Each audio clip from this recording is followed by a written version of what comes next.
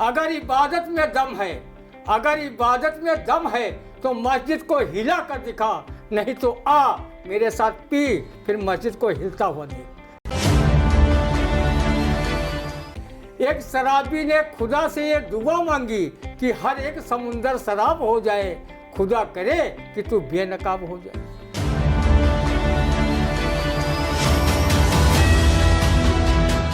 नमस्कार, स्वागत है आप सभी का आई इंडिया के खास कार्यक्रम रंदा में। खबरों पर रंदा चलाने के लिए आई इंडिया के स्टूडियो में मौजूद है वरिष्ठ पत्रकार, कवि एवं रंगकर्मी ज्ञान प्रकाश सिंह प्रतीक जी। प्रतीक जी, आपका बहुत बहुत स्वागत है। आज की पहली खबर की शुरुआत करेंगे, जहां चोरी न कबूलने पर युवक को पेशाब पिलाई, फिर हाथ की उंगलियां तोड़ी। बांदा जिले के थाना पैलानी के ग्राम पिपरहरी का मामला। न्यायालय के आदेश पर चौकी इंचार्ज समेत 7 लोगों पर दर्ज हुआ मामला। अब एक युवक को पेशाब पिलाई, इस पर क्या कहेगा रंदा, सुनते हैं। भैया, आप लोगों द्वारा तुम्हें किसी को कुछ पिलाना ही था तो फलों व गन्ने का रस पिला देते। नाहक अपना दुर्गंधित व खारा मूत्र युवक को पिलाने का महापाप कर दिया। अभी चंद माह पहले ही मैनपुरी में एक यजमानी द्वारा गर्मा गर्म व सुवासित मूत्र एक कथावाचक को पिलाए जाने की घटना का सोशल मीडिया पर अभी तक पटाक्षेप भी नहीं हो पाया था कि बांदा जिले के पैलानी थाना क्षेत्र के ग्राम पिपहरी में चोरी के शक में युवक को न सिर्फ मूत्रपान कराया बल्कि इससे भी जी नहीं भरा तो उन्होंने उसकी उंगलियां भी तोड़ दी।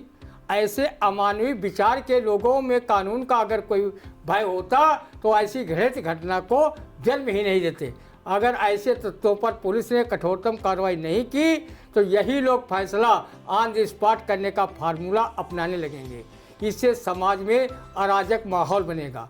ये भी कोई बात हुई कि कोई किसी के ऊपर बिना भय के मूत्रधार छोड़ रहा है, तो कोई कथावाचक को पेशाब पिला रहा है, तो कोई चोरी के शक में युवक को मूत्रपान करा रहा है। मूत्र क्या हो गया, वो अमृतकाल का अमृत बन गया है जिसे पिलाने की होड़ लगी है। हमारा सीतापुर भी इन घटनाओं से अछूता नहीं रहा है। कई वर्ष पहले हमारे जिले के 2 भाग्यशाली नेता व एक स्वनामधन्य पत्रकार को परमूत्र पान करने का सौभाग्य प्राप्त हो चुका है। जब हमारे देश के प्रधानमंत्री रहे रणछोड़ मोरारजी देसाई स्वमूत्र पान कर सारी स्वार्थवर्धक टालिक मूत्र में ही खोज रहे थे।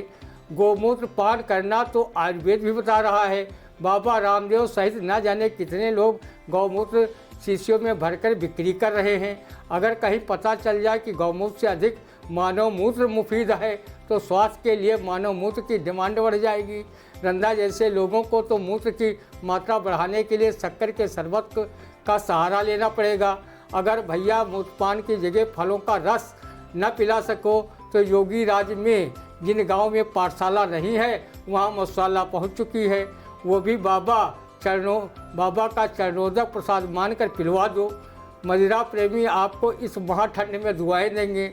रंदा ने जब से काम पंक्तियाँ सुनी है तो वो भी अंगूर की बेटी में भी दमखम समझने लगा है।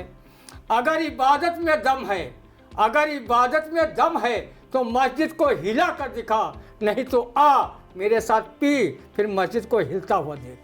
फिल्म शराबी में अमिताभ बच्चन को शराबी की भूमिका में कहते सुना था, जितनी मैं पिया करता था बचपन के ज़माने में उतनी मैसर नहीं है आज के मैखाने में। रंदा ने एक मदिरा प्रेमी को समुद्र के किनारे खड़े होकर ये कहते सुना, एक शराबी ने खुदा से ये दुआ मांगी कि हर एक समुंदर शराब हो जाए, खुदा करे कि तू बेनकाब हो जाए। रंदा किसी भी नशा का हिमायती नहीं है, वो स्वयं नशा मुक्त जीवन जी रहा है।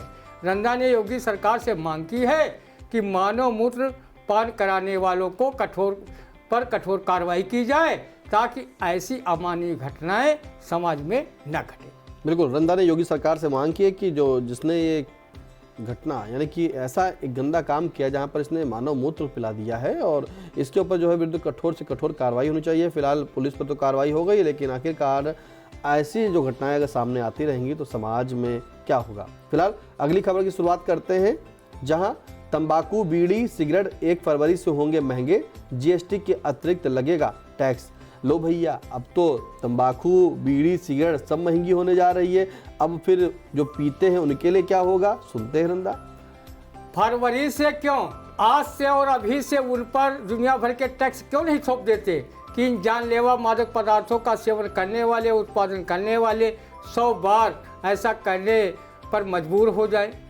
किसी विचारक ने सदियों पहले कहा था कि भारत में दुर्दिन उसी दिन से शुरू हो गया था जिस दिन हमारे देश में तंबाकू का पौधा आया था। लोग इसकी खेती में मुनाफा का सौदा देख रहे हैं। इससे बीड़ी, सिगरेट, गुटखा व खैनी बनाने वाले मुनाफा ढूंढ रहे हैं और सरकार इनके उत्पादन से टैक्स ढूंढ रही है। लेकिन आम आदमी के स्वास्थ्य पर क्या गुजर रहा है, इनसे कोई लेना देना नहीं है। वैज्ञानिक शोधों से पता चल चुका है कि तंबाकू उत्पाद का सेवन न सिर्फ स्वास्थ्य के लिए हानिकारक है बल्कि कैंसर जैसी जानलेवा बीमारियों का भी कारक है। तंबाकू उत्पादों पर लिखा भी होता है कि इसका सेवन करना स्वास्थ्य के लिए हानिकारक है, लेकिन इसका सेवन करने वाले लोग लिखी चेतावनी को उसी प्रकार नज़रअंदाज कर देते हैं जैसे किसी दीवार पर लिखा होता है, देखो गधा पेशाब कर रहा है। लोग जानबूझकर वहीं पर अपनी पेशाब वाली कार्रवाई शुरू कर देते हैं और 2 मिनट के लिए गधा बनने का सुख प्राप्त कर लेते हैं। रंदा भी तंबाकू उत्पादों का घोर विरोधी है। उसने हर नशा पर कुंडलियाँ जनजागरण हेतु लिखी हैं, जिसमें तंबाकू व बीड़ी पर ये 2 कुंडलियाँ प्रस्तुत हैं। तंबाकू ऐसी चीज है जिसके लंबे लंबे पात, लाख टके का आदमी खड़ा पसारे हाथ मांग तंबाकू खावे, थू थू कर दिन रात गंदा स्थान बनावे, दांत देग बकाई आवे, जब तंबाकुआ ताकूं, सबसे खराब नशा है ये जिसे कहे लोग तंबाकू। बीड़ी पी पी के करे चेहरा अपना फक, तबहू ना है कल उन्हें पीते धक्का धक धुमक बादल मरावे, बूढ़े बच्चे जवान बीड़ी बीड़ी चिल्लावे। आधुनिक युग है बीड़ी का, बीड़ी व्यवहार की है सीढ़ी और टट्टी फिरते वे भाई वही सदा खींचते बीड़ी। रमई काका ने भी अपनी पुस्तक बौछार में तंबाकू नशा पर कुछ इस तरह कटाक्ष किया है। जो फंसा नशे के चक्कर में वही कहाँ जगत माँ सुख पावा, घर बार नशावे का उनके बजरिया एक निकरियावा। बीघापुर के बैजू भैया वही अबई उम्र में कच्चे हैं, मांग तंबाकू खाए रोज, ये बड़े तंबाकुआ पक्के हैं। रंदा की केंद्र सरकार व राज्यों की सरकारों से मांग है कि वो न सिर्फ तंबाकू उत्पादों पर भारी भरकम टैक्स लगाए बल्कि तंबाकू की खेती को ही प्रतिबंधित करें, जिससे देशवासी नशा मुक्त होकर स्वस्थ जीवन जी सके। बिल्कुल, देखिए जो टैक्स लगने जा रहा है तंबाकू, बीड़ी, सिगरेट पर, वो उसे रंदा कह रहा है कि टैक्स जो है 1 फरवरी को क्यों, अभी से, आज से लगा दे। लेकिन आप जिस तरह से देखते होंगे जो भी तंबाकू या कुछ इस तरह के सिगरेट वगैरह पदार्थ होते हैं उस पर लिखा होता है कि नशा जो है तंबाकू आपके लिए हानिकारक है, और अब कैंसर जैसी बीमारी भी सामने आ रही है। तो कहीं ना कहीं आप इस जो है तंबाकू वगैरह सभी चीज़ नशीली चीज़ें छोड़ दें। और रंदा की भी मांग है और सभी की यही मांग है कि जो तंबाकू की खेती है उसको ही प्रतिबंधित कर दें, जिससे कि जो है देशवासी नशामुक्त होकर स्वस्थ जीवन जी सके। अगली खबर, जहां स्कूलों में बजेगी अखबार की घंटी, प्रार्थना सभा में गूंजेंगी सुर्खियां, बेसिक माध्यमिक विद्यालयों की दिनचर्या में शामिल होगा अखबार। आदेश हुआ जारी। अब ये एक नया आदेश है जहां पे बच्चों को अखबार की सुर्खियां बताई जाएंगी। अखबार होता क्या है वो बताया जाएगा, अखबार में क्या क्या छपता है वो बताया जाएगा। ये आदेश है, इस पर क्या कहेगा रंदा, सुनते हैं। योगी सरकार की बड़ी अच्छी पहल है। रंदा प्रदेशवासियों की ओर से इसके लिए सीएम योगी बाबा को फन्ने का सैल्यूट ठोकता है कि उन्होंने बेसिक माध्यमिक स्कूलों में बच्चे अखबार भी पढ़ेंगे।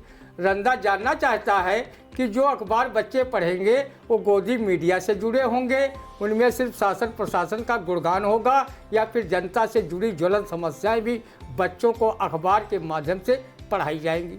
स्कूलों में सरकार समर्थक अखबारों को प्राथमिकता दी जाएगी या फिर निष्पक्ष लिखे जाने वाले अखबार स्कूलों की प्राथमिकता में शामिल होंगे। रंदा जैसे बहुत से पत्रकार निष्पक्ष खबरें लिखते हैं, वो किसी की ना तो जानबूझकर बुराई लिखते हैं और ना ही किसी की बड़ाई कंडे पर मक्खन लगाने जैसी करते हैं। रंदा इन काव्य पंक्तियों को हमेशा ध्यान में रख पत्रकारिता करता है। वो पीत मीत कीट नवगीत पत्रकारिता से दूरी बनाए रखता है। ईमान बेच दो टुकड़ों पर, ये मेरे बस की बात नहीं, मैं सच्चे पथ का राही हूँ, कह सकता दिन की रात नहीं।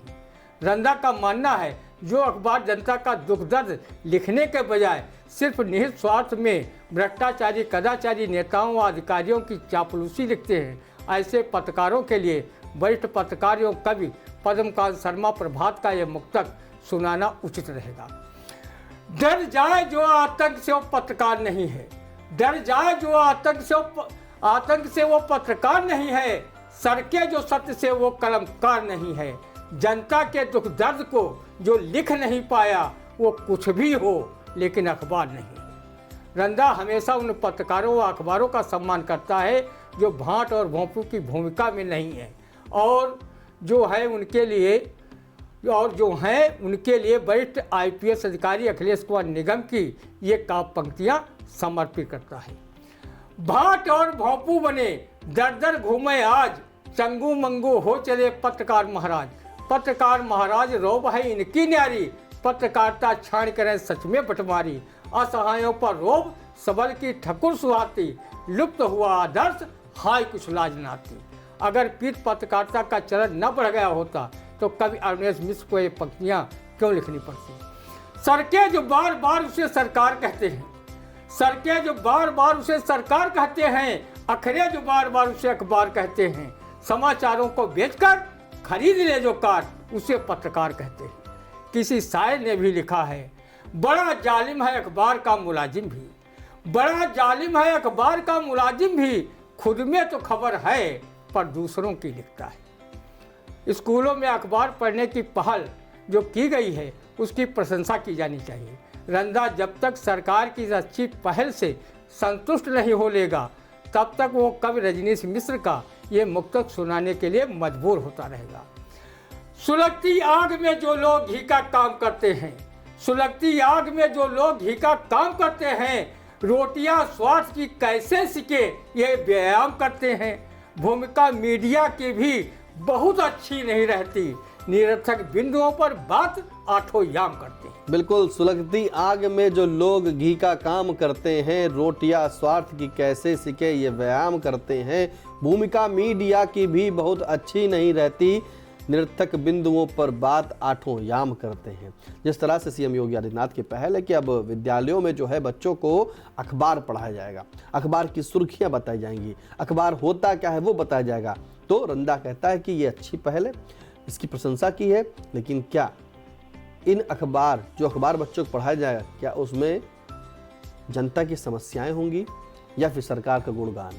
फिलहाल कैसा लगा रंदा आप कमेंट के माध्यम से जरूर बताएं और कोई सुझाव तो भी हमें आप कमेंट बॉक्स में जाकर जरूर बता सकते हैं। और अगर अभी तक आपने आई इंडिया चैनल को सब्सक्राइब नहीं किया तो यूट्यूब पर जाकर आई इंडिया चैनल को सब्सक्राइब करें, बेल नोटिफिकेशन को ऑन करें और साथ में अब फेसबुक पर भी आप आई इंडिया चैनल को फॉलो कर सकते हैं, इंस्टाग्राम पर भी फॉलो कर सकते हैं, एक्स अकाउंट पर भी फॉलो कर सकते हैं। अब दीजिए इजाज़त, फिर मिलते हैं आपसे अगले रंदा के कार्यक्रम, तब तक के लिए नमस्कार।